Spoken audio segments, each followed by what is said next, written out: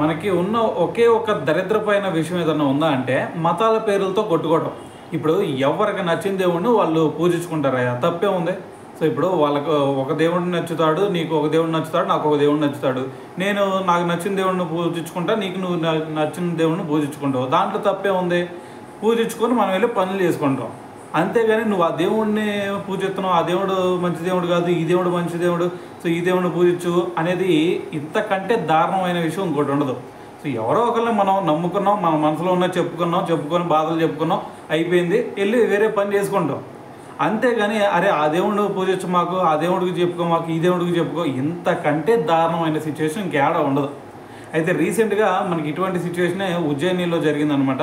అయితే ఇక్కడ మరి ఆయన వచ్చేసరికి మరి ఒక ప్రభుత్వ పాఠశాలలో ఒక టీచర్ అనమాట. అయితే ఆయన ఏం చేశాడు, స్టూడెంట్స్ దగ్గర అందరి దగ్గర తీసుకొని ఫోటోలు, ఇది దేవతల ఫోటోలు, అలాగే దేవతల వాళ్ళు స్టూడెంట్స్ అందరూ కూడా పుస్తకాల్లో పెట్టుకుంటారు కదా చిన్న చిన్న ఫోటోలు, సో అవన్నీ తీసి కాల్ చేశాడు అనమాట.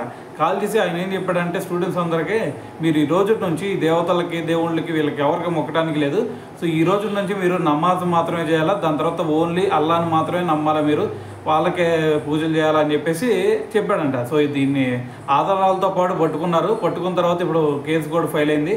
సో ఇప్పుడు ఏ విధంగా ట్రీట్మెంట్ ఇస్తారు అనేది సో ఇంకా బయటకు రాలేదన్నమాట. సో చూద్దాం ఏం జరిగింది అనేది.